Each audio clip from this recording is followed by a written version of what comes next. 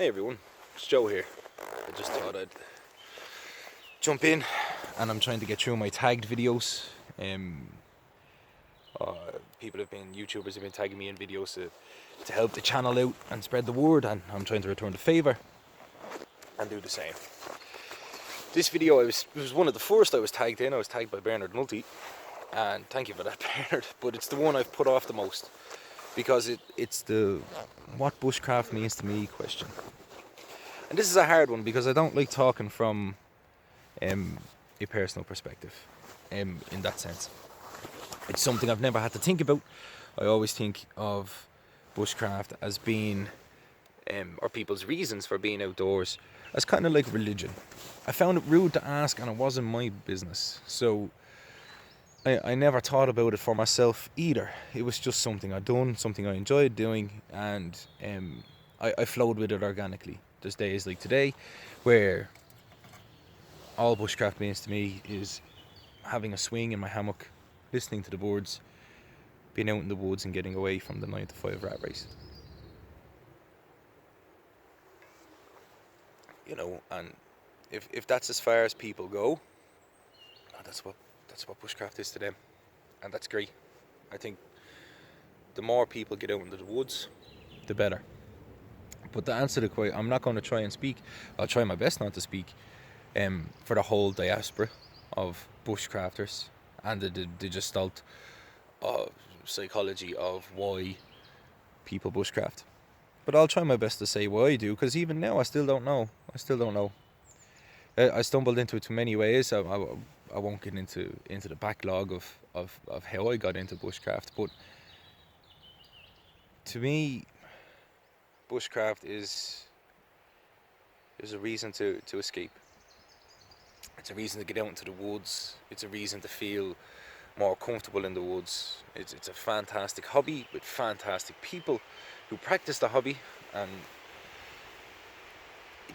like I was saying, different days it can mean different things to me. I won't quote scripture. I'm not going to quote Ness Muck or John Moore or Ray Mears or anybody like that, or the Oxford Dictionary of what bushcraft means, because I think you pigeonhole yourself. And I don't mean pigeonhole yourself as in like experts. Like a doctor isn't pigeonholed, a professor isn't pigeonholed. Yes, they know an awful lot about a certain subject, and the world needs that. And they should be proud. You should be proud of your knowledge of your subject.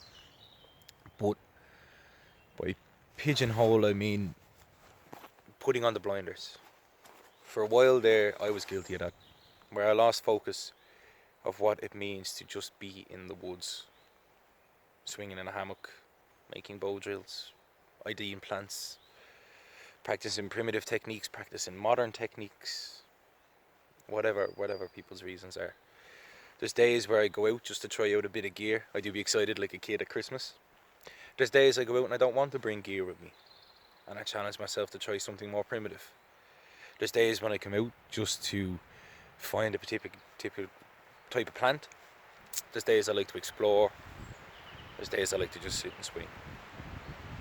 So it was hard for me to try and nail down what it means, because it means an awful lot to me. It's become a part of who I am. It's become a part of who my friends are. It's become a part of my children's life. So I don't know how to sum it all up.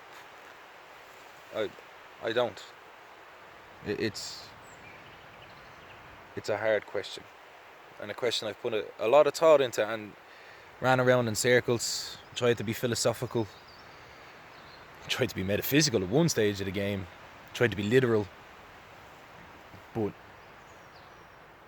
I genuinely don't know. There's something about the woods when the sun is shining through the trees like it is, and nature has become so comfortable with your presence that the birds are singing and you know, landing in around you, and you kind of feel part again.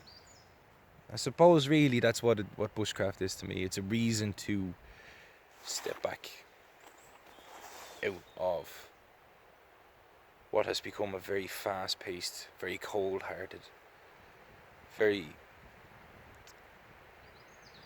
selfish world.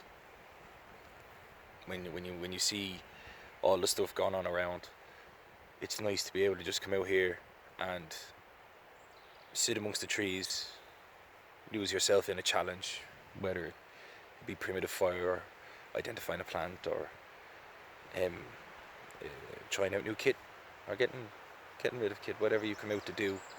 It's nice to just be in a place that's altruistic, that's just itself, no ulterior motives, no anything else. And I think you can learn a lot by just being quiet for a while. And in my life can be fairly hectic, fairly busy, like everybody's. Like I said, I'm just speaking from my own perspective. Be fairly hectic, fairly busy, has ups and downs and sorrows and stuff like that. And it's nice to be able to just come out and see a tree and grass and stuff that was here before I was here, will be here probably. Well, maybe not this wood, because this is a forest. It's for timber processing. But to see nature that was around before you and will be around after you is quite humbling. You see, when I got into bushcraft, it was more of a wood lore sense, more of the Rainier sense, not the Bear Grylls sense, not the survival sense, which is debatable, but just the fascination of being in the woods, wanting to know more about it, learning what trees were, learning what the trees could do for me, learning what I could do in the forest to help it. And that's where kind of bushcraft stemmed from. Now it's impermeated, or has permeated its way and become kind of a symbiotic part of me and part of my life. I love being out here with my children. I love having the confidence to be out here and be able to teach them, to pass on knowledge, which is my main reason for collecting it. I see bushcrafters, woodsmen and woods people as more of a conduit for keeping stuff alive. And that's why I think we need everybody. It shouldn't be just one thing. It should be people who ID plants. It should be people who practice primitive skills. It should be people who know how to relax, because that is important. There is people who come out to the woods just to relax and they have it mastered. There's some guys I go out with and they still don't know how to relax in the woods. But I find it's our job, or maybe not so much our job, but kind of more our responsibility to pass this knowledge on. And that's why I stuck with bushcraft, because I had an awful lot of ups and downs in the world, dealing with elitists and forums and the internet side of things, and lost touch with what it was all about. But then when my son was born, suddenly things changed. Suddenly you whether I don't mean son to be just because he's a son.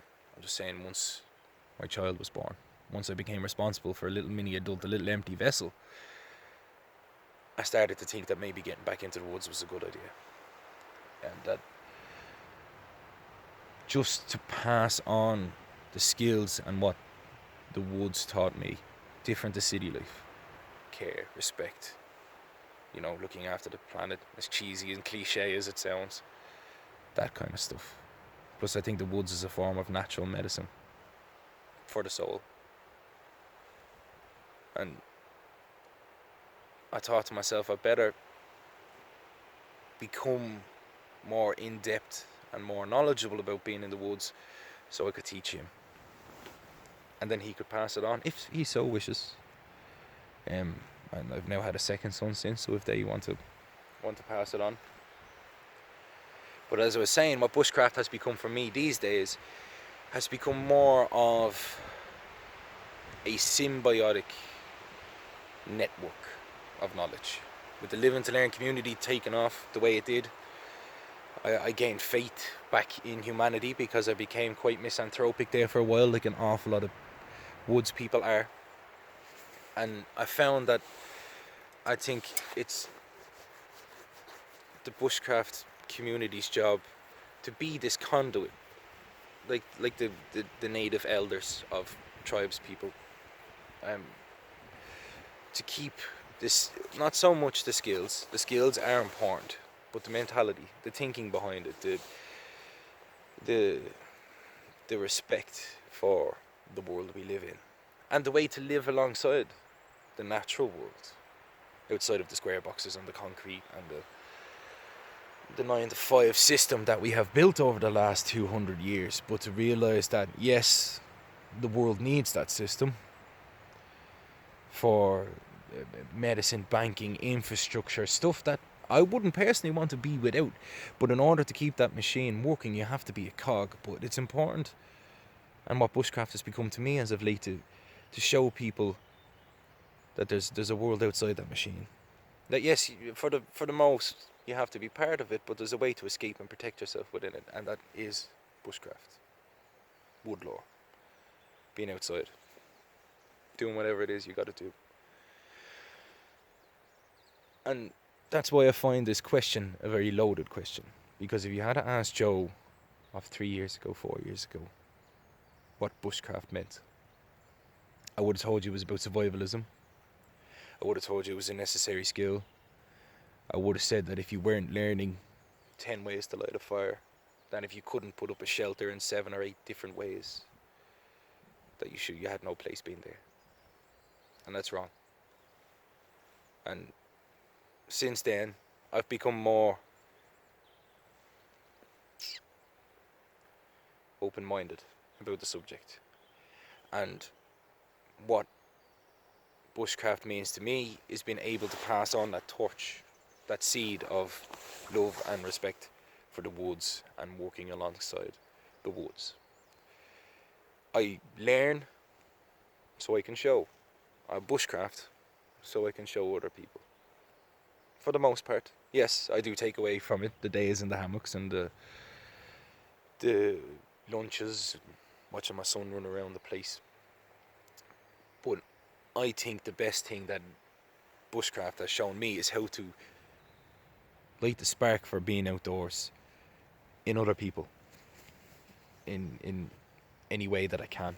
Whether it's showing someone a fire steel while I'm in work, or it's showing someone who may be a bit of a weekend camper their first flint and steel fire, and igniting that spark.